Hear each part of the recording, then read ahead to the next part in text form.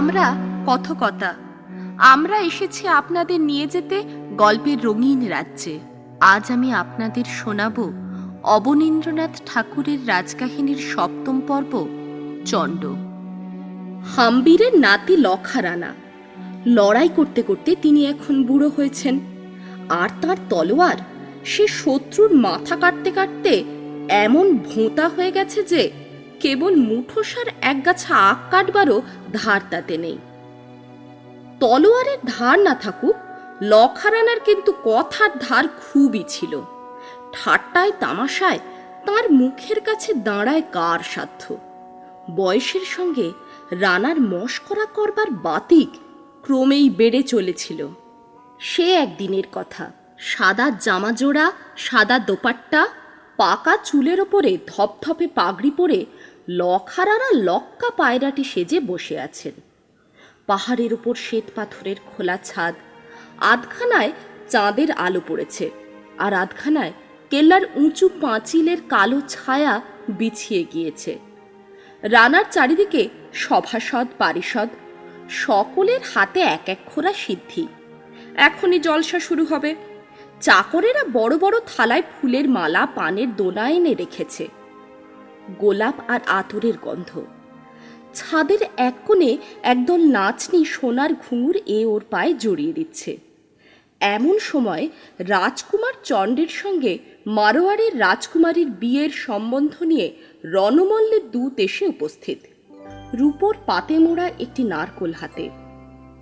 মারোয়ারের দূত বেশ একটু মোটা, তার উপর 11 গজি থানের প্রকাণ্ড এক পাগড়ি বেঁধেছেন, আর তার আগে আগে পেটটি এগিয়ে চলেছে। দূতকে দেখে লখারানা অনেক কষ্টে হাসি চাপলেন, কিন্তু এই মানুষ লাটিমকে নিয়ে একটু মশকরা করবার লোভ তিনি কিছুতেই সামলাতে পারলেন না। রানা দূতের হাত থেকে রূপোয় মোড়া নারকোলটি নিজেই নিয়ে বলছেন, বাহ, বেশ তো, এটা বুঝি তোমার রাজা এই বুড়ো বয়সে আমার খেলার জন্য পাঠিয়েছেন? দূতের বলা উচিত ছিল, আজ্ঞে না, এটি রাজকুমার চণ্ডের জন্য, কেননা তারই সঙ্গে আমাদের রাজকুমারীর বিয়ের কথা নিয়ে এসেছি। আপনার মতো পাকাদারির খেলার জিনিস এটি নয়। কিন্তু রানার ভাবগতিক দেখে দূতের মুখে আর কথা সরছে না। এদিকে সভাশুদ্ধ লোক মুখ টিপে হাসছে, ওদিকে লজ্জায় রাজকুমার চণ্ডের মুখ রাঙা হয়ে উঠেছে। দূত তখন বিষম সমস্যায় পড়ে বলছেন, মহারানা, বড় সুখের কথা যে আপনি নিজেই আমাদের রাজকুমারীকে চাইলেন। আমাদের দেশের রাজা গরিব, তার এত দূর সাহস কেমন করে হবে যে বিয়ের সম্বন্ধ করে মহারানাকে নারকেল পাঠাবেন? তিনি চেয়েছিলেন রাজকুমারকে জামাই করতে, কিন্তু কি আশ্চর্য, তিনি স্বপ্নেও যা আশা করেননি তাই ঘটল। মহারানার যদি হুকুম হয় তবে আমি আমার রাজাকে গিয়ে এই সুখের খবর এখনই পাঠিয়ে দিই। বলেই দূত উঠতে যান। রানা তখন কি জবাব দেন? তাড়াতাড়ি দূতের হাত ধরে বললেন, রোশো, আমি তামাশা করছিলাম, ডাকো কুমার বাহাদুরকে। কুমার তখন সভা ছেড়ে উঠে গেছেন।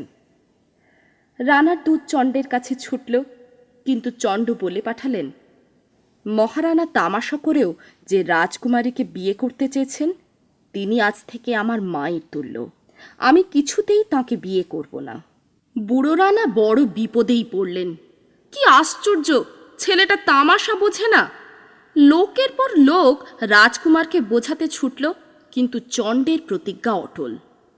রানা নিজের কথার ফাঁদে নিজেই বাঁধা পড়লেন। এবারের তামাশা যে জাদুকরের আম গাছের মতো দেখতে দেখতে এমন সত্যি হয়ে উঠবে, এটা তিনি স্বপ্নেও ভাবেননি। বিয়ে করতে দুঃখ নেই, কিন্তু তামাশাটা যে দূতকে ছেড়ে উল্টে তাঁকে নিয়েই শুরু হলো, এইটিতেই তার আপত্তি। অনেক বোঝানোর পরেও যখন চণ্ড বিয়ে করতে রাজি হলেন না, তখন রাগে বুড়ো রানা পাকা দাড়িতে মোচড় দিয়ে বললেন, দেখো চণ্ড, তোমার প্রতিজ্ঞা তুমি রাখো, কিন্তু আমিও প্রতিজ্ঞা করলেন, এবার আমার যে ছেলে হবে তাকেই আমি সিংহাসন দেব, সেই হবে রানা, আর তোমাকে তার একজন সামন্ত হয়ে থাকতে হবে। চণ্ড একলিঙ্গ মহাদেবের নামে শপথ করে বললেন, তাই হবে। সভাশুদ্ধ লোক চুপ করে রইল। মারওয়ারের দূত রানার বিয়ের হুকুম নিয়ে বিদায় হলো। বুড়ো বয়সে বর সেজে যে তামাশা দেখাতে হলো, সেটা লখারানার বড়ই বাজল। তিনি চণ্ডকে কিছুতে ক্ষমা করতে পারলেন না। বিয়ের 2 বছর পরে 2 মাসের ছেলে মকুলকে মেবারের সিংহাসনে বসিয়ে তিনি এক কম্বল, এক লোটা নিয়ে তীর্থ করতে বেরিয়ে গেলেন। কবে কোনখানে জীবনের বিষম তামাশার থেকে তার যে নিষ্কৃতি হলো তা জানা গেল না। মকুল তখন ভারী ছোট, নেহাত কচি। কাজেই রাজার যা কিছু কাজ সবই চণ্ডকে করতে হয়। রাজা না হয়েও তিনি রাজা। দেশের লোকের মুখে চণ্ডের সুখ্যাতি আর ধরে না। চণ্ডকে তারা যেমন ভয় করে তেমনি ভক্তিও করে, ভালোবাসে। এটা কিন্তু মকুলের মায়ের আর যত মারওয়ারি মামার দলের প্রাণে সয় না। চণ্ড কাউকে কিছু বলেন না, কিন্তু বোঝেন তাঁর আর বেশি দিন এ রাজ্যে থাকা চলবে না।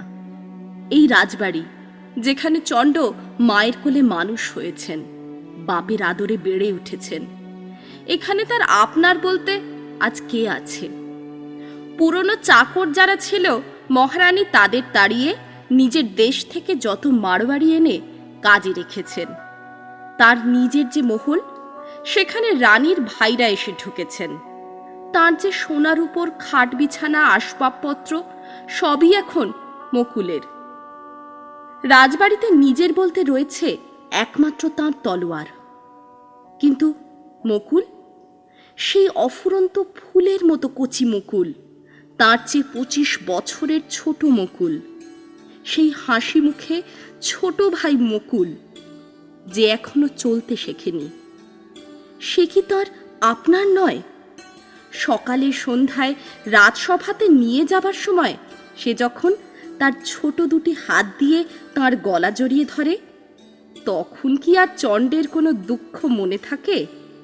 চণ্ড কতবার মনে করেছেন চলে যাই, কিন্তু এই ছোট ভাইয়ের ছোট হাতের বাঁধন, তার সব দুঃখের ওপরে কচি 2খানি হাতের পরশ, একে ছেড়ে যাওয়া, একে কাটিয়ে বেরিয়ে পড়া চণ্ডের আর হয়ে ওঠে না।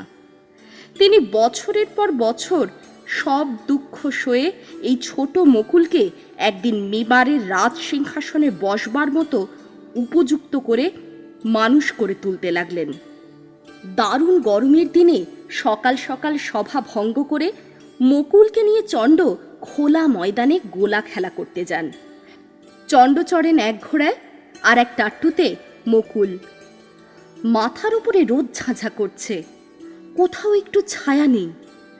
এরই মাঝে 2 ভাইয়ের ঘোড়া বিদ্যুতের মতো গোলার পিছনে পিছনে ছুটে ছুটে চলেছে। মুখে চোখে আগুনের মতো বাতাস লাগছে। 2 ভাইয়ের মুখ রক্তের মতো রাঙা হয়ে উঠেছে সূর্যের তাপে। আবার হয়তো কোনোদিন ঘোরতর মেঘ করে ঝুপঝুপ বৃষ্টি নেমেছে। চণ্ড চলেছেন মকুলকে নিয়ে শিকারে। কাদা ভাঙতে ভাঙতে, জলে ভিজতে ভিজতে থই থই করছে নদীর জল। সাঁতার দিয়ে তা পেরিয়ে বাড়ি থেকে অনেক দূরে, গ্রাম ছাড়িয়ে অনেকখানি জঙ্গল আর জলার মাঝে। শীতের দিনে তাদের খেলা পাহাড়ে পাহাড়ে।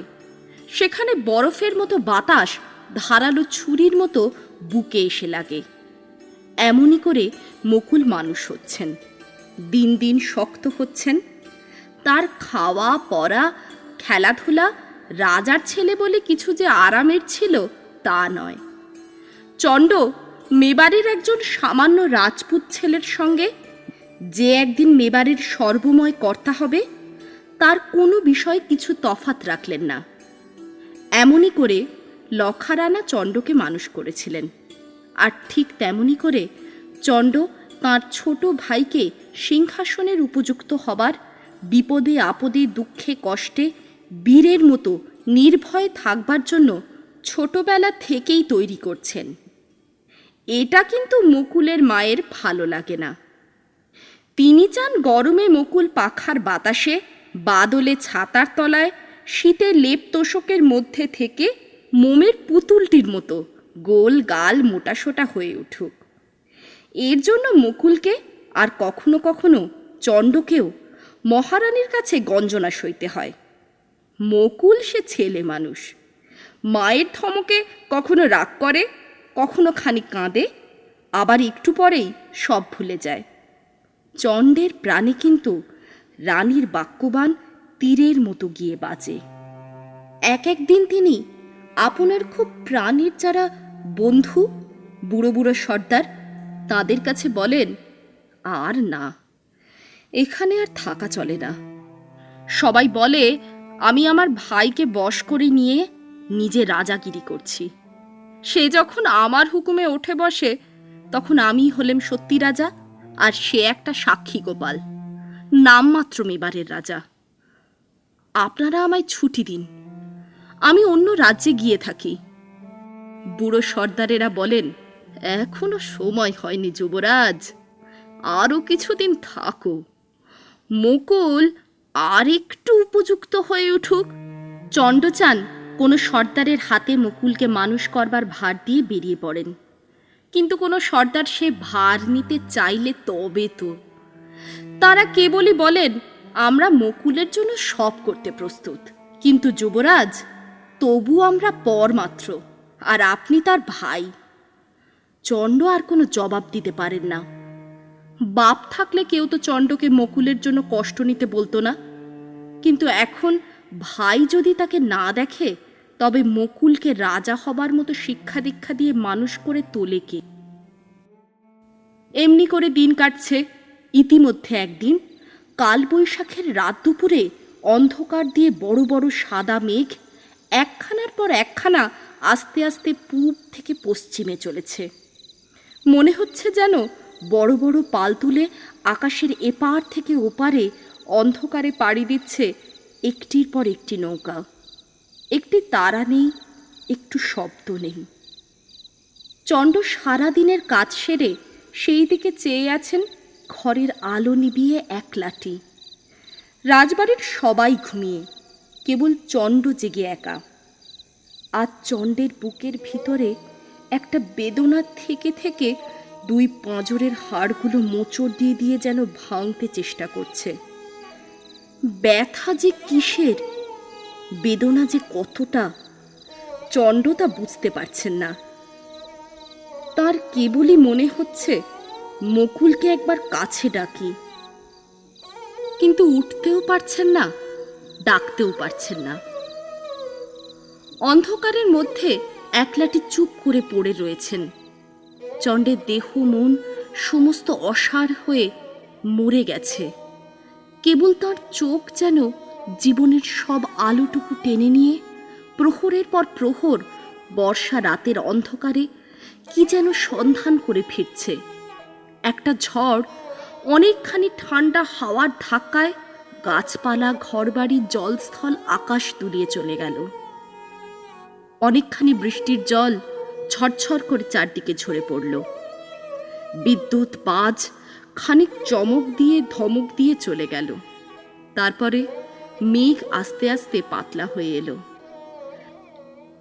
রাত্রি শেষের সঙ্গে রূপোর মতো সাদা আলো ছেঁড়া ছেঁড়া মেঘের ফাঁক দিয়ে এসে অন্ধকারকে ক্রমে ফিকে করে ভোরের একটি ছোট পাখির গানের সঙ্গে সঙ্গে ক্রমেই ফুটে উঠতে লাগলো। ঠিক সেই সময় বাদলা দিনের সকালবেলায় ফুটন্ত কচি আলোর মাঝখানে একখানি জল ভরা মেঘ। চণ্ড দেখছেন, সে চোখ জুড়ানো শান্ত রূপ, যেন তার মা। চণ্ড সেই মেঘের দিক থেকে আর চোখ ফেরাতে পারছেন না। সারা রাত্রি অন্ধকারের মধ্যে তার দুই চোখ যে এরই সন্ধানে, তার মরা মায়ের সন্ধানে ফিরছিল। এতক্ষণে দেখা পেলেন। তার বুকের বেদনা টানা তার ছেড়ে দিলে যেমন, তেমনি কাঁপতে কাঁপতে একেবারে শান্ত হয়ে গেল। সেই সারা রাতে বাদল দিয়ে ধোয়া মেঘ, সেই মায়ের চোখের জলে জল ভরা সেই সকালের মেঘ, তারই দিকে চেয়ে চণ্ড ঘুমিয়ে পড়লেন। এদিকে বেলা হয়েছে, রাজসভায় যাবার ঘণ্টা পড়েছে। মহারানী মুকুলকে সাজগোজ করিয়ে বসে রয়েছেন। এমন সময় মুকুলের দাই এসে বললে, রানীমা, আজ আর সভা বসবে না, বড় কুমার চণ্ডের শরীর খারাপ হয়েছে। সেখানে মহারানীর বাপ রণমল্ল বসেছিলেন। তিনি বলে উঠলেন, কেন, বড় কুমার নইলে রাজসভা বন্ধ থাকবে? রানা মুকুল কি কেউ নয়? দাই সে অনেক দিনের, চণ্ডকেও সে মানুষ করেছে। রণমল্লের কথায় কি একটা জবাব দিতে যাচ্ছিলেন। রানী তাকে ধমকে বললেন, যা, তোরা তর্ক করতে হবে না, বাবা এক্ষুনি মুকুলকে নিয়ে সভায় যাচ্ছেন, তুই সর্দারদের বসতে বলগে যা। মেবারের সিংহাসনে সেই দিন সূর্যবংশের কেউ না বসে বসল কিনা পেট মোটা মারোয়ারি রণমল্ল নীতি মুকুলকে কোলে নিয়ে। লজ্জায় সর্দারদের মুখ লাল হয়ে উঠল। সেই সময় চণ্ড হঠাৎ ঘুমের থেকে চমকে উঠে চেয়ে দেখলেন আকাশে গ্রহণ লেগেছে। সূর্য একখানা কলঙ্ক ধরা তামার থালার মতো দেখা যাচ্ছে, আর সেই বুড়ি দাই তাঁর পায়ের তলায় বসে দুই হাতে মুখ ঢেকে কাঁদছে। সেদিন সভা ভঙ্গের পর বর্ষাকালের আকাশের মতো মুখ আঁধার করে রাজপুত সর্দারেরা যখন চণ্ডের কাছে এসে উপস্থিত, তখন চণ্ড তাঁদের হাত ধরে অনুরোধ করে বললেন, দেখুন, মহারানীমার ইচ্ছে নয় যে আমি আর মেবারের কোনো রাজকার্য চালাই। কাল রাত্রে একথা মহারানীমা নিজের মুখে স্পষ্ট করে বলেছিলেন। আজ সকালে তাঁরই হুকুমে মারওয়ারের রাজা রণমল্ল মুকুলের দেখাশোনার ভার নিয়েছেন। এখন থেকে রাজ্যের কাজ তিনিই চালাবেন। আমার এখন ছুটি। মায়ের আদেশ আজ সকালে আমার কাছে পৌঁছেছে। মুকুলকে আর বাপ্পার এই সিংহাসন আপনাদের জিম্মায় রেখে আমি এখনই বিদায় হব। আমার ঘোড়া প্রস্তুত। বুকের ভেতর কি বেদনা নিয়ে চণ্ড যে সারা রাত কাটিয়েছেন তার কারো বুঝতে বাকি রইল না। তারা কোনো কথা না কয়ে চণ্ডকে প্রণাম করে বিদায় হলেন। চণ্ড তখন তার দাইমাকে কাছে ডেকে চুপি চুপি বললেন, মুকুলের যাতে ভালো হয়, তার কোনো বিপদ না ঘটে দেখবে। আমার ছোট ভাই রঘুদেও কৈলোরে আছে। আমি তার সঙ্গে দেখা করে মান্ডুর রাজার কাছে চললেম। মহারানীকে বলবে, যদি কোনোদিন কোনো বিপদ আসে, রাজ্যে যদি কোনো গোলমাল হয়, তবে আমি কাছেই রইলেম। আমাকে ডেকে পাঠালেই আবার আসব। আমার তলোয়ার মুকুলের শত্রুর জন্য, আর মেবারের জন্য আমার প্রাণ। দাইমা, এরা কি যাবার আগে মুকুলকে একবার দেখতে দেবে না? দাই ঘাড় নেড়ে চোখে আঁচল দিয়ে কাঁদতে লাগল। চণ্ড বুঝলেন ছোট ভাইয়ের সঙ্গে দেখা হওয়ার কোনো উপায় নেই। তিনি একটি কথা না কয়ে যেমন সাজে ছিলেন তেমনি কেবল তলোয়ারখানা কোমরে বেঁধে রাজপ্রাসাদ ছেড়ে ঘোড়া ছুটিয়ে বেরিয়ে গেলেন। তখন মাথার ওপরে দুপুরের রোদ ঝাঁঝা করছে। মুকুল যখন শিকার খেলতে যাবার সময় তার দাদাকে খুঁজতে লাগলো, তখন রানী বললেন, তোর দাদাকে বাঘে খেয়ে ফেলেছে, সে আর আসবে না। সারা দিন মুকুলের চোখ ছলছল করতে লাগলো। সে শূন্য রাজপুরীতে কোথাও তার দাদাকে খুঁজে পেল না। রাত্রে যখন সবাই শুয়েছে, তখন মুকুল তার দাইমার গলা জড়িয়ে বললে, যে বাঘ দাদাকে মেরেছে আমি তাকে বড় হয়ে নিশ্চয়ই মারব। তলোয়ারের এক চোটে তার মাথাটা কেটে এনে তোমায় দেব, কেমন? দাই বললে, রানা সাহেব, আমি সেই বাঘটা ধরবার একটা দড়ির শক্ত ফাঁদ কালই বানিয়ে রাখছি। বাঘটাকে কিছুতেই পালাতে দেওয়া হবে না। মুকুল খানিক চুপ করে বললে, দাইমা, বাঘটা দেখতে কেমন? আমি তো বাঘ দেখিনি, তাকে চিনতে পারবো তো? ঠিক চিনতে পারবে, নয়তো আমি চিনিয়ে দেব। তোমার ওই মারওয়ারি দাদামশাইয়ের মতো। তার পেটটা মোটা আর ঠিক এমনি খোঁচা খোঁচা দাড়ি গোফও আছে। তার পরদিন সকালে যখন দাই মকুলকে সাজ পরিয়ে রাজসভায় তার বুড়ো দাদার কাছে দিতে গেল, তখন রণমল্ল পাকা গোঁফে চাড়া দিয়ে চোখ পাকিয়ে তার দিকে চেয়ে বললেন, দাই, বাঘ ধরবার ফাঁদ তৈরি করতে সময় লাগবে, সেজন্য আজ থেকে তোমায় ছুটি দিলেম। আমার দেশের এক ভালো দাই সেই রানীর কাজ করবে, তুমি বসে বসে ফাঁদ বাঁধো গিয়ে জঙ্গলে। দাই জো হুকুম বলে খুব একটা বড় সেলাম রণমল্লকে দিয়ে মকুলকে বললেন, রানা সাহেব, বাঘটাকে চিনে রেখো, ঠিক তোমার বুড়ো দাদার মতো গোফ দাড়ি, অমনি মোটা পেট আর বড় বড় দাঁত। সভা শুদ্ধ লোক মুখ টিপে হাসতে লাগলো। মকুল দুই চোখে একটা ভয় নিয়ে রণমল্লর দিকে চেয়ে এক দৌড়ে দাইয়ের কোলে গিয়ে উঠল। দাই তার মুখে চুমু খেয়ে বললে, বেটা डरो मत, शेर को देख भागना कभी नहीं, मार तलवार की चोट काट ले सिर। সভাশুদ্ধ লোকের মুখে হাসি চাপা থাকে না দেখে রণমল্ল কথাটা চাপা দেবার জন্য তাড়াতাড়ি একটা কাষ্ঠ হাসি হেসে দাইয়ের পিঠ চাপড়ে তার হাতে একজোড়া সোনার বালা দিয়ে বললে, ভালো ভালো, আমি খুব খুশি হলেম। এমনি করে মকুলকে সাহস দিয়ে এখন থেকে বাঘ শিকারে মজবুত করে তোলো। আজ থেকে তোমার তলব আরো 10 তনখা বাড়িয়ে দেওয়া হলো। মকুল যে বড় হওয়া পর্যন্ত তুমি তার তদারক করবে। সভাশুদ্ধ লোক বুঝলে রণমল্লকে যদি কেউ জব্দ করতে পারে তবে সে দায়ী, আর রাজবাড়িতে তার মতো মকুলের বন্ধুও আর কেউ নেই।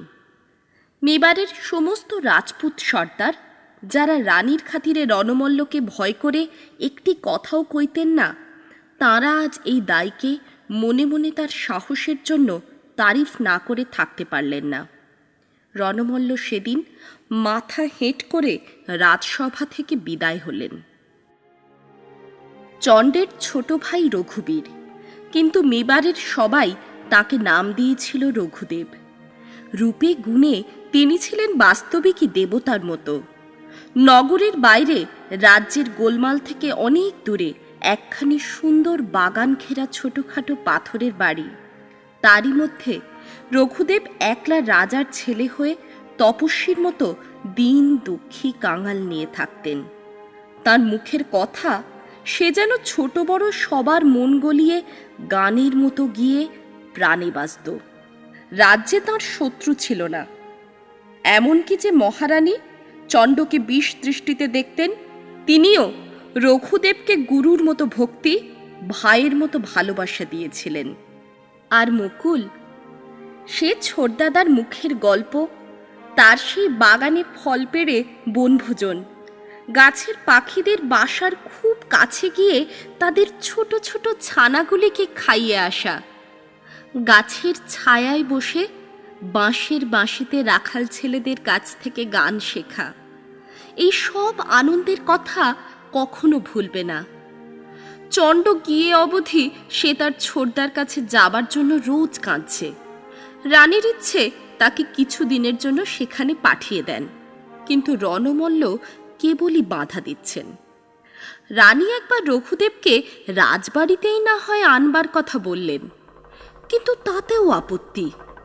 শেষে একদিন রণমল্ল স্পষ্টই বলে দিলেন যে তার হুকুম ছাড়া রঘুদেবের সঙ্গে দেখা কিংবা তাকে এখানে আনানো হতে পারবে না।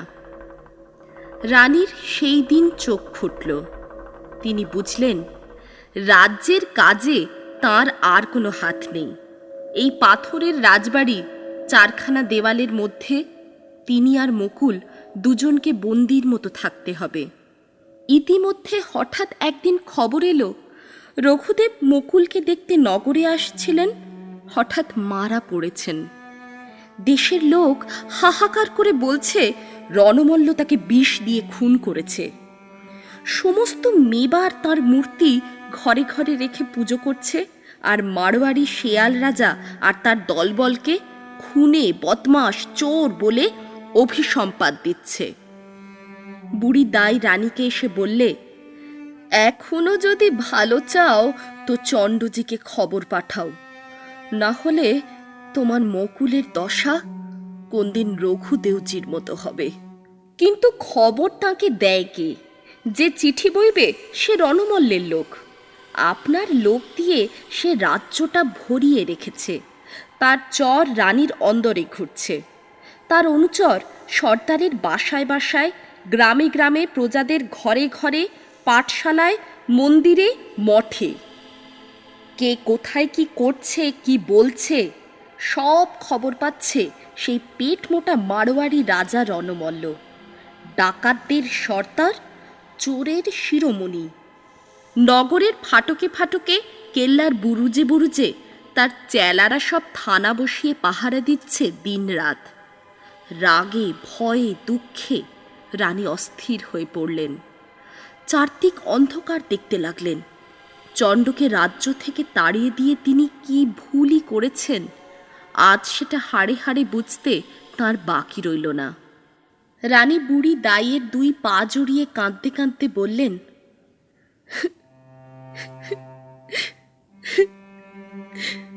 হায়, আমার কি হবে? যে রানী একদিন তাকে দূর দূর করে তাড়িয়েছিলেন, আজ তাকে পা জড়িয়ে কাঁদতে দেখে বুড়ির চোখে জল এলো। সে রানীকে শান্ত করে বললে, আমি খবর পাঠাবার ব্যবস্থা করছি, কিন্তু রানীমা, তুমি খুব সাবধানে কাজ করবে, যেন আমাদের মনের কথা কেউ না জানতে পারে। তোমার বাপ শুনতে পেলে বড় বিপদ হবে।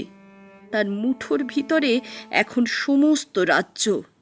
সে যদি গলা টিপে তোমার মকুলকে মেরে ফেলে, তবে ভয়ে কেউ একটি কথাও বলবে না।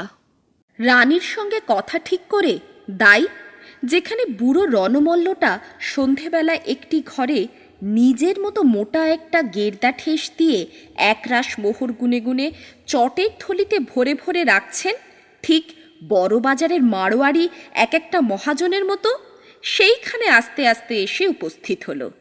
দাইকে হঠাৎ আসতে দেখে বুড়ো মোহরগুলো দুথাবাই কোলের কাছে টেনে নিয়ে বললেন, তবে তবে অসময় কি মনে করে? আগে একটু সামান্য কাজ ছিল, যদি এখন ব্যস্ত থাকেন তো পরে আসব। রণমল্ল দাইকে ভয় করতেন, ঠিক দপ্তরখানার দপ্তরি যেমন তার মনিবকে ভয় করে। রাজ্যের সবাই রণমল্লের ভয়ে সারা, কিন্তু রণমল্ল কাঁপেন দাইয়ের ভয়ে। তাই তিনি তাড়াতাড়ি দাইকে বললেন, না না, আগে তোমার কাজটাই সেরে নি। দাই তখন বললে, আগে মকুলজির একটু ফরমাস আছে, তার কবুতর পালবার শখ হয়েছে, তাই হজুরের কাছে দরবার করতে এসেছি। মকুলজি পায়রা ওড়াবেন? বলেই বুড়ো হো হো করে খানিক হেসে বললেন, তা ভালো, এসব শখ ভালো। পায়রা ওড়ান, ছাগল পালুন, এতে আমার আপত্তি নেই। ঘোড়া চড়া, তলোয়ার খেলা এগুলো ছাড়লেই বাঁচি। রাজার ছেলে ওসব কেন? খান দান, ঘুড়ি ওড়ান, সুখে থাকুন। আর দাই বলে উঠল, আর রাজার ছেলের দাদামশাই বুড়ো মারোয়ারি সিংহাসনে বসে কেবল মোহরের তোড়া বাঁধুন। ঠিক বলেছ তাই, আমি তোমার ওপর খুশি আছি। মকুলকে তুমি এরকম পায়রা আর ঘুড়ি দিয়ে ভুলিয়ে রাখো আর 2 বছর, তারপর দেখা যাবে সিংহাসন আমার কাছ থেকে কেমন করে এরা কেড়ে নেয়। এই নাও। বলেই একটা মোহর বুড়ো অনেক কষ্টে থলি থেকে বের করে দাইয়ের হাতে দিতে গেলেন। দাই হাত জোর করে বলল, আপনার মোহর আপনার কাছেই থাক, মকুলজির কবুতর কেনবার পয়সার অভাব নেই। হ্যাঁ, তা কি আর আমি জানি নে, তার মায়ের হাতে অনেক টাকা আছে। তা যাও, তোমরাই তবে কবুতর জোড়ার দাম দিও। প্রজাদের খাজনা অনেক বাকি পড়েছে, এখন আমার হাতে একটি পয়সাও নেই। বলেই বুড়ো আবার টাকা গুনতে লাগলেন। দাই একটা মস্ত সেলাম করে সেখান থেকে চলে গেল। কেল্লার ছাদের এক কোণে পাথরের একটা টানা বারান্দায় কার্নিশ খানেক ছায়া ফেলেছে। তারই তলায় একটি বাঁশের খাঁচায় দুটি পায়রা সকালবেলার দিকে চেয়ে গলা ফুলিয়ে চুপটি করে বসে আছে। এখনই মুকুল এসে খাঁচাটি খুলে আকাশের আলোর মাঝে তাদের ছেড়ে দেবে। এই আনন্দে তাদের সাদা রঙের ডানা দুখানি থেকে থেকে উলসে উঠছে।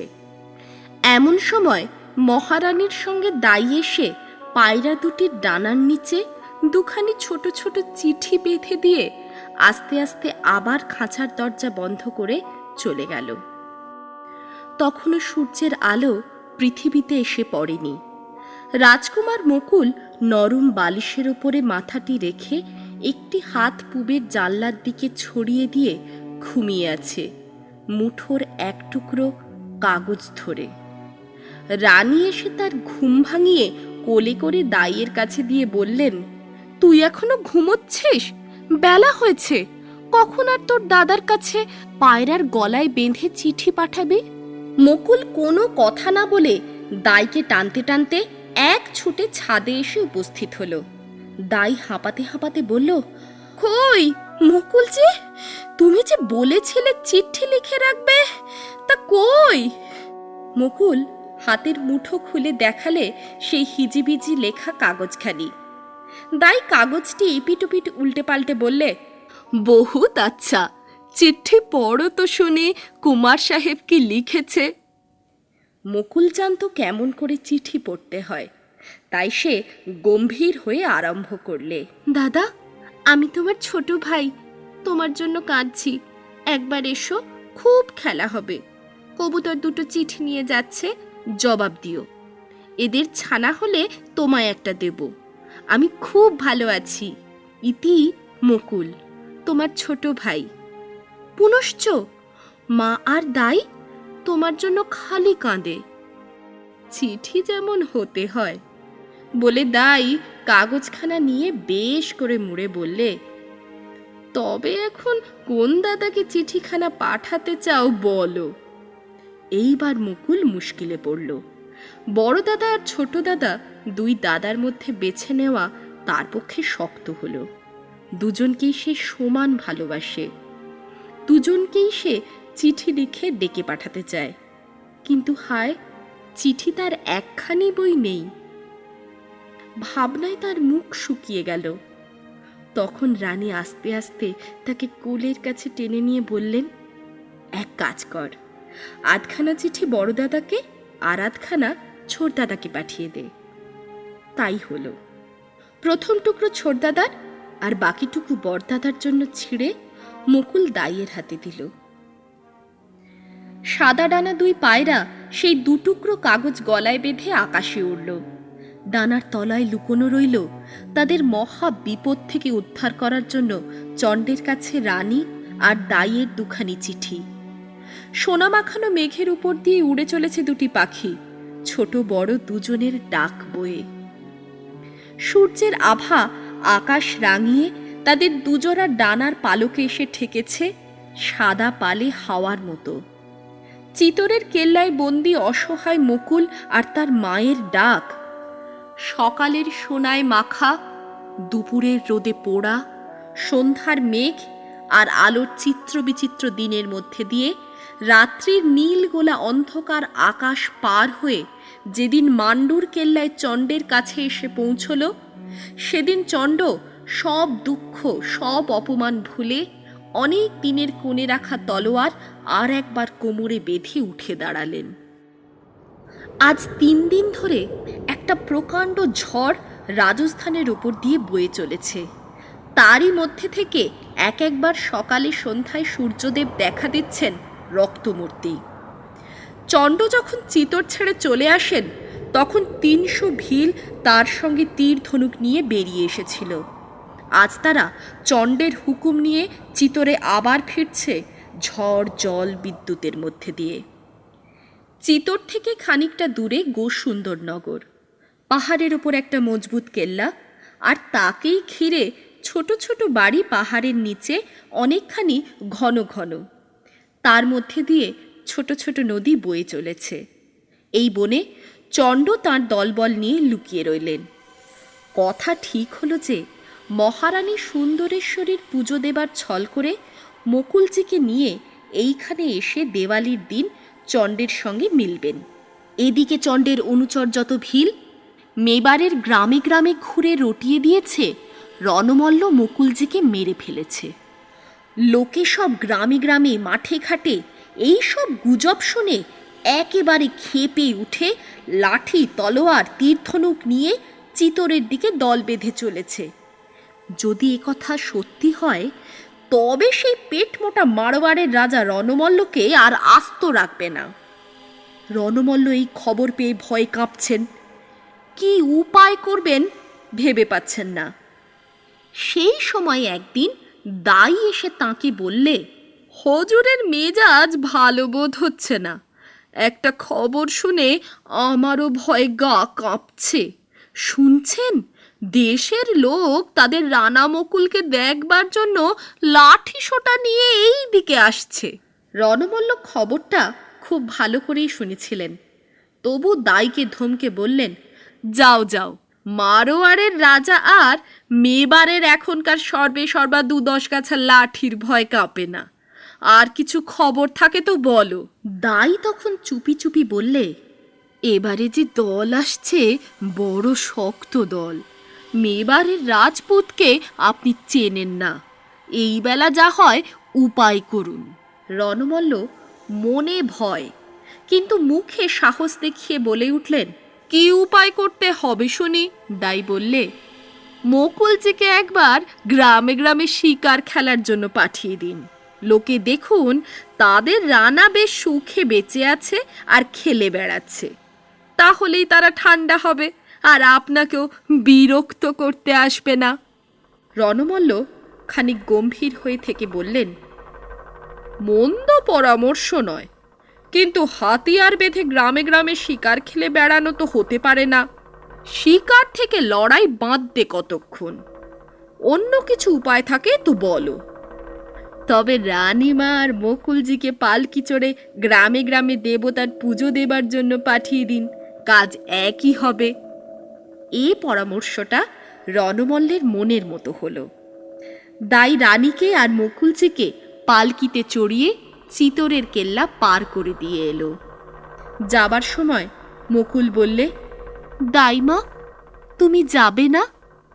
না জি, বাঘ ধরবার সেই ফাঁদটা শেষ করে তবে আমি তোমার কাছে যাব।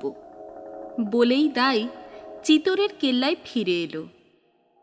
গোসুন্দনগরে দেওয়ালির আজ ভারী ধুম।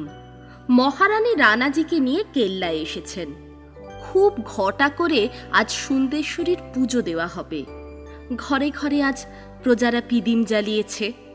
রাস্তায় রাস্তায় দোকানিরা ঝাড় লণ্ঠন, ছবি, আয়না দিয়ে দোকান সাজিয়ে বসে লোকের গায়ে কেবল গোলাপ জলের পিচকিরি দিচ্ছে। শহরের ছেলেগুলো রাস্তার মাঝে তুবড়ি পুড়িয়ে ছুঁচোবাজি ছেড়ে মুকুলজির সঙ্গে যেসব ঘোড়সওয়ার এসেছে তাদের ঘোড়াগুলোকে খেপিয়ে দিয়ে তামাশা দেখছে। ছেলে বুড়ো সবাই মিলে হাউই উড়িয়ে, চরকি ঘুরিয়ে, ফুলঝুরি, রংমশাল, বোমা, দোদমা, ভুঁই পটকা, চিনে পটকা খুব খানিকটা আমোদ করে নিচ্ছে। মুকুলের আজ আনন্দের সীমা নেই। এক সোনার সাজ পরা কালো ঘোড়ায় চড়ে তিনি শহরময় ঘুরে ঘুরে দেওয়ালির আলো দেখে বেড়াচ্ছেন। আর রানীমা কেল্লার ছাদে একলা তিনি চুপ করে অন্ধকারে দাঁড়িয়ে আছেন। যত রাত বাড়ছে ততই তার মনে হচ্ছে চণ্ড বুঝি এলেন না। আজ যে এই গোসুন্দর নগরে দেওয়ালির রাতে তার দলবল নিয়ে আসবার কথা, কিন্তু কই? দেখতে দেখতে শহরের আলো নিবে এলো। মুকুল তার ঘোড়া ফিরিয়ে কেল্লায় এলেন, কিন্তু চণ্ডের আসবার কোনো লক্ষণ নেই। এই রাত্রের মধ্যে তাদের চিতরে ফিরতে হবে, আর তো সময় নেই। রানী অন্ধকার আকাশের দিকে চেয়ে কাঁদতে লাগলেন। 2 চোখের জল তার বুকের কাপড় ভিজিয়ে দিতে লাগলো। এদিকে সুন্দেশ্বরীর মন্দির থেকে ঢং ঢং করে রাত 10টার ঘণ্টা পড়ছে। লোকজন প্রস্তুত হয়ে চিতরে যাবার জন্য পালকি নিয়ে উপস্থিত হয়েছে। মুকুল রানীকে ডাকছেন যাবার জন্য, কিন্তু রানীর পা আর উঠছে না। তার বুকের ভিতরে যেন হাতুড়ির ঘা দিয়ে অন্ধকারের ঘণ্টা বাজছে। 1, 2, 3, 4। রাত 10টার ঘণ্টা বেজে থেমেছে। অন্ধকার আকাশ বাতাস তারই শব্দের রেশে এখনো রিড়ি করে কাঁপছে। ঠিক সেই সময় পাহাড়ের নিচে বনের মাঝ দিয়ে 10টা হাউই আগুনের সাপের মতো ফোঁস করে ফনা ধরে আকাশে উঠে তপ করে আলোর ফুল হয়ে আকাশময় ছিটিয়ে পড়ল। আলোয় চারিদিক দিন হয়ে গেছে।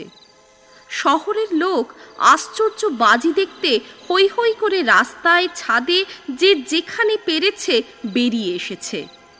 রানী মুকুলের হাত ধরে বললেন, সময় হয়েছে, আর দেরি না, চলো। মুকুলের ইচ্ছা আরও খানিকটা ছাদে দাঁড়িয়ে বাজি দেখেন, কিন্তু রানী তাকে জোর করে ধরে পালকিতে ওঠালেন। আকাশের হাউই তাদের মাথার উপরে লাল আলোর পুষ্পবৃষ্টি করে অন্ধকারে মিলিয়ে গেল। মুকুল পালকি থেকে আবার কখন হাউই ওঠে দেখবার জন্য মুখ বাড়িয়ে বসে রইলেন, কিন্তু আকাশ যে অন্ধকার, সেই অন্ধকারই রইল। মুকুল রাত্রির মধ্যে অনেকক্ষণ চেয়ে থেকে থেকে ঘুমিয়ে পড়েছেন। রানীর পালকি নির্জন মাঠের পথে আস্তে আস্তে চলেছে। মাটির ওপরে 8টা পাল কি বেহারার খসখস পায়ের শব্দ ছাড়া আর কোনো দিক থেকে কোনো শব্দ রানীর কানে আসছে না। রানী অন্ধকারের মধ্যে মুখ বাড়িয়ে চেয়ে রয়েছেন। একবার মনে হলো যেন একদল লোক খুব দূরে ঘোড়া ছুটিয়ে বেরিয়ে গেল। একবার দেখলেন যেন রাস্তার ধারে একজনকে বল্লম হাতে চুপ করে দাঁড়িয়ে। পালকি কাছে আসতেই অন্ধকারে মিলিয়ে গেল। গোসুদনগরে সেই 10টার তারাবাজি দেখে রানী চণ্ড এসে পৌঁছেছেন বুঝেছিলেন। তারপর থেকে কিন্তু চণ্ডকে স্পষ্ট করে দেখা এখনো তার ঘটে ওঠেনি। চণ্ড যে তাঁর কাছাকাছি আছেন সেটা কেবল এই ছায়া ছায়া রকম দেখেছিলেন। রাত গভীর। পালকি চিতরের কাছাকাছি এসে পড়েছে। দূর থেকে কেল্লার দেয়াল, আকাশের গায়ে কালো স্পষ্ট দেখা যাচ্ছে। পাহাড় বেয়ে রানীর পালকি কেল্লার ফটকের দিকে উঠে চলল, কিন্তু তখনও চণ্ডের কোনো দেখা নেই। ঘোড়ার পায়ের শব্দ কি তলোয়ারের ঝনঝন কিছুই শোনা যাচ্ছে না। রানীর বুক কাঁপছে। তার চোখের সামনে কেল্লার ফটকের বড় দরজা দুখানা আস্তে আস্তে খুলে গেল, যেন একটা রাক্ষস অন্ধকারে মুখটা হাঁ করলে। তারপর আস্তে আস্তে রানীর পালকি কেল্লার মধ্যে ঢুকল। রানী একবার পালকি থেকে মুখ ঝুঁকিয়ে পিছনের দিকে দেখলেন। ফটকের সামনে একদল ঘোড়সওয়ার খোলা তলোয়ার মাথায় ঠেকিয়ে তার সঙ্গে কেল্লায় প্রবেশ করলে। তাদের সর্দার প্রকাণ্ড এক কালো ঘোড়ায়, মাথা থেকে পা পর্যন্ত তার কালো সাজ। নিমেষের মধ্যে এই ছবিটা রানী দেখতে পেলেন। চণ্ডকে চিনতে তার বাকি রইল না। তারপর, জয় মুকুলজি কি জয়, জয় চণ্ড কি জয় শব্দে আকাশ কাঁপিয়ে উঠল। অমনি চিতরে ছোট বড় ছেলে বুড়ো তলোয়ার খুলে রাজপথে রানীর পালকির চারিদিকে ঘিরে নিয়ে রাজবাড়ির দিকে চলল। যত মারোয়ারি যারা এত বুক ফুলিয়ে রাজাগিরি ফলাচ্ছিল, সব আর চণ্ডের নাম শুনেই ইঁদুরের মতো গর্তে গিয়ে লুকোলো। কারো এমন সাহস হলো না যে রণমল্লকে গিয়ে খবরটা দেয়। আর খবর দিয়েই বা কি হবে? দেওয়ালির রাতে খুব করে সিদ্ধি খেয়ে রণমল্ল খাটিয়ায় পড়ে নাক ডাকাচ্ছেন। দাই একগাছি মোটা দড়ি দিয়ে খাটিয়ার সঙ্গে তাকে আচ্ছা করে বেঁধে ছাদের ওপর থেকে তামাশা দেখতে গেল। রণমল্লের ভোজপুরি আর মারোয়ারি দারোয়ানগুলো ঢাল তরোয়াল বেঁধে তালপাতার সেপাইয়ের মতো কেবল হাত পা ছুটতে লাগলো। লড়াই দেবার আর সাধ্য হলো না। চণ্ড জোর করে তালা ভেঙে বাড়ির মধ্যে প্রবেশ করলেন। গোলমালে রণমল্ল জেগে উঠে দেখেন তার চারিদিকে খোলা তলোয়ার, নিজের হাত পা বাঁধা। তার সাহসও ছিল, জোরও ছিল। হাজার হোক তিনি মারোয়ারের রাজা, আর তলোয়ার দেখে তার সিদ্ধির ঘোরও কেটে গেছে। তিনি পিঠে বাঁধা খাটিয়াখানা শুদ্ধ দাঁড়িয়ে উঠে চণ্ডকে বললেন, আমার বাঁধন খুলে দাও, তারপর দেখা যাবে কে জেতে কে হারে। তুমি বীর, রাজার ছেলে, আমিও একটা দেশের রাজা। আমাকে জানোয়ারের মতো বেঁধে মারা তোমার উচিত হয় না। চণ্ড রণমল্লের বাঁধন খোলবার জন্য ঘরে ঢুকবেন, এমন সময় দাই ছুটে এসে বললে, সাবধান, ওকে একা পুড়ে মরতে দাও, সরে যাও, না হলে সবাই মরবে। দুম করে একটা ভয়ঙ্কর আওয়াজ হয়ে ঘরের কোণে একরাশ বারুদ জ্বলে উঠল। তারপর দাউ দাউ করে ঘরখানায় আগুন লেগে গেল। ছুঁচোবাজি দিয়ে ঘরখানা দাই যে কখন ভর্তি করে রেখেছিল কে জানে। ছুঁচোর মতো রণমল্ল পুড়ে মরলেন। খুলে দে, খুলে দে বলে চিৎকার করতে করতে। যাকে রাজবাড়ির দাসী বলে তিনি ঠাউরে ছিলেন, তারই হাতের বাঁধা দড়ির বাঁধ শেষ পর্যন্ত আগুনের নাগপাশের মতো তাঁকে জড়িয়ে রইল। কোথায় মেবার মারওয়ারের দুটো দেশ রণমল্ল দখল করে বসবেন? না, এখন তার মারওয়ারের সিংহাসনটা পর্যন্ত মেবারের রানার হাতে এলো। তার ছেলে যোধারাও বাপের সিংহাসন হারিয়ে এখন সামান্য গুটি কয়েক সেপাই নিয়ে রাজ্য ছেড়ে পালিয়ে চলল অনেক দূরে লুনি নদীর ওপারে।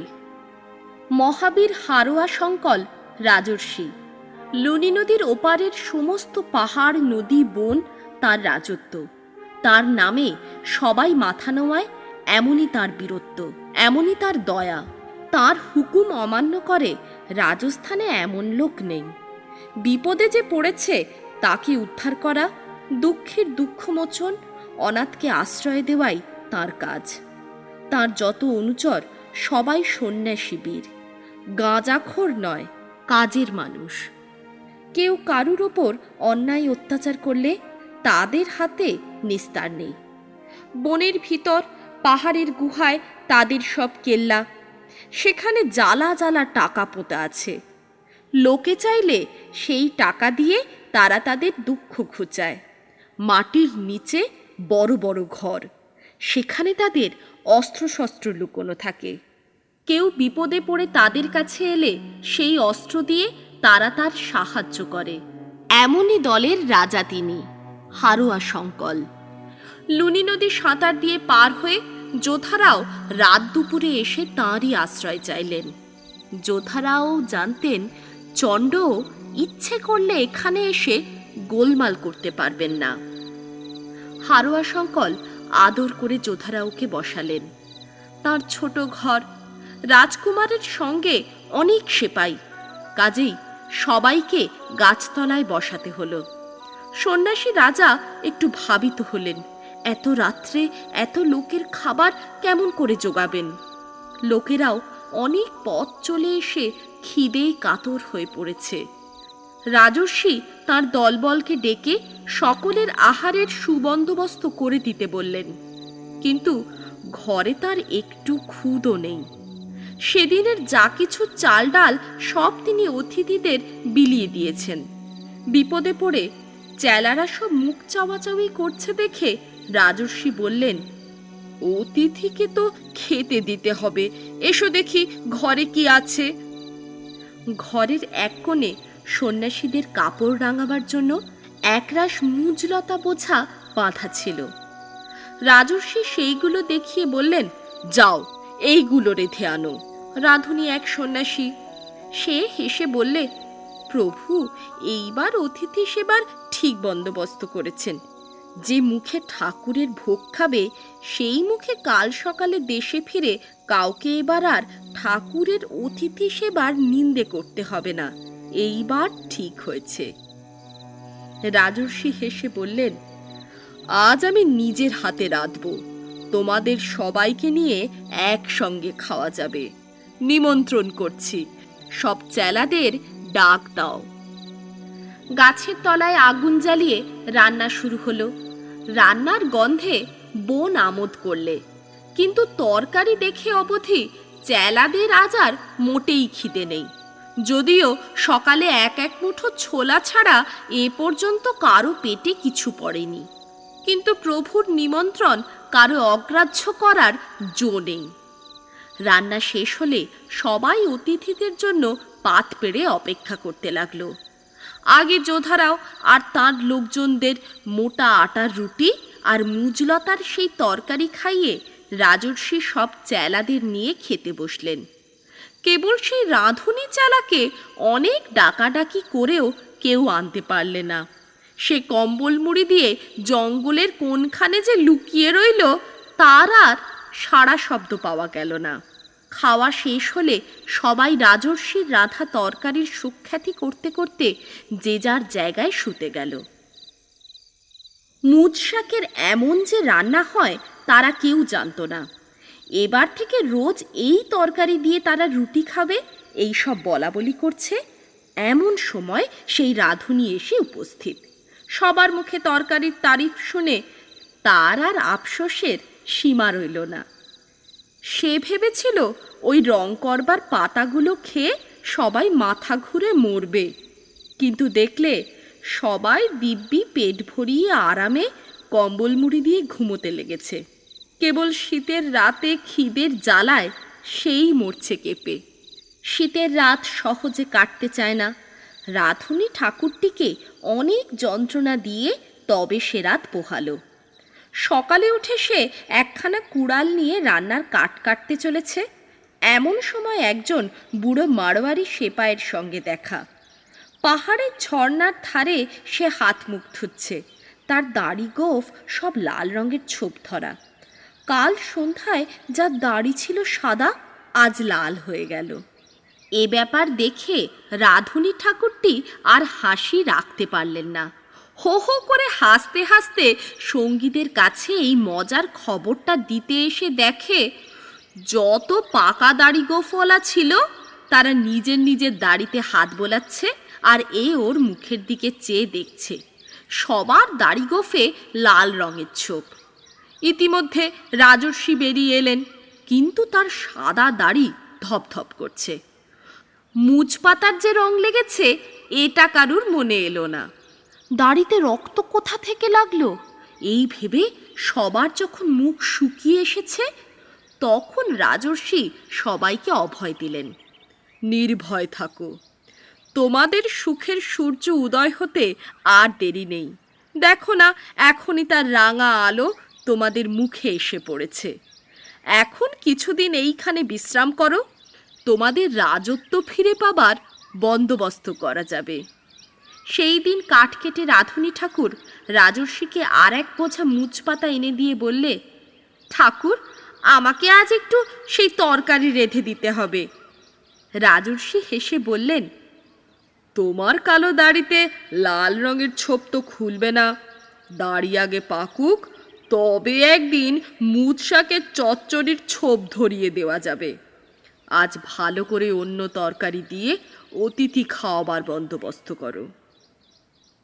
রাঁধুনি ঠাকুরটি খেতে যেমন মজবুত, রাঁধতেও তেমনই, আর রাজ্যে রাজগুপি গল্প তার কাছে।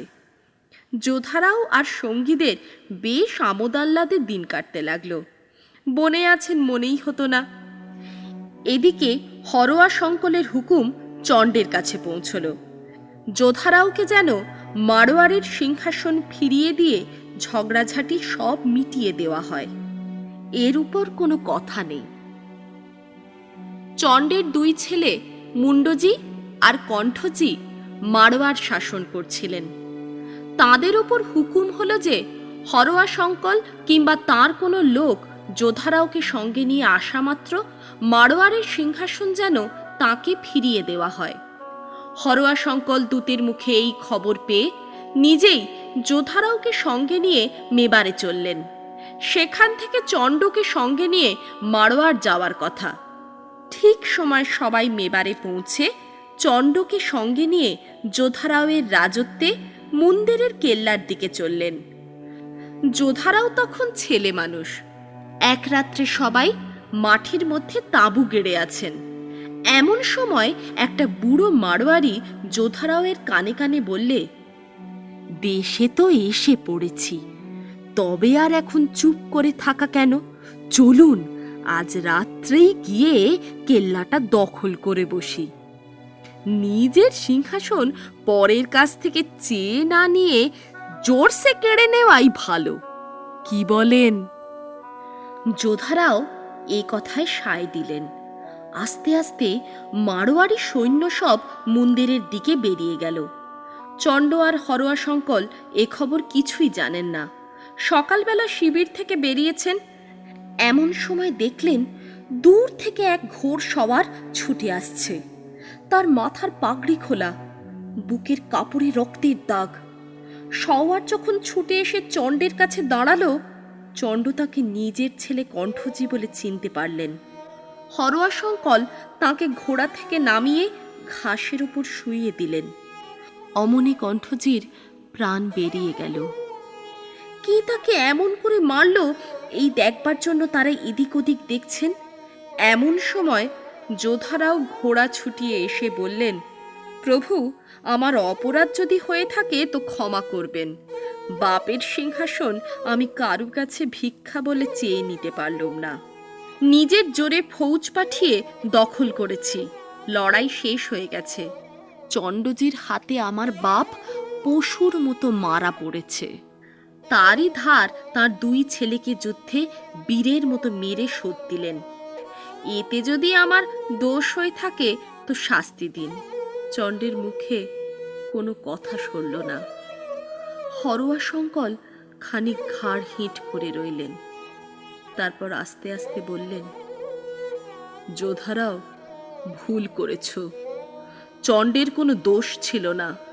তুমি বালক বলে এবার তোমায় শাস্তি দিলেম না, কিন্তু প্রতিজ্ঞা করো আর কখনো মেবারের বিরুদ্ধে অস্ত্র ধরবে না।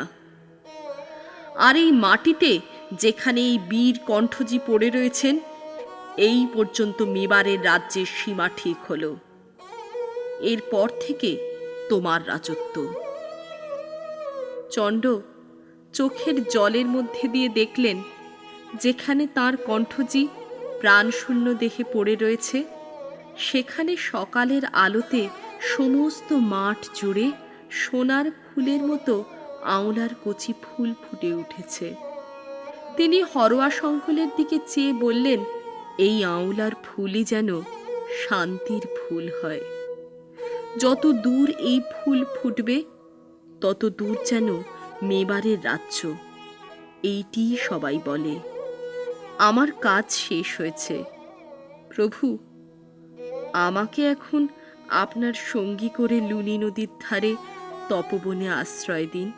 রাজর্ষি বললেন, তথাস্তু।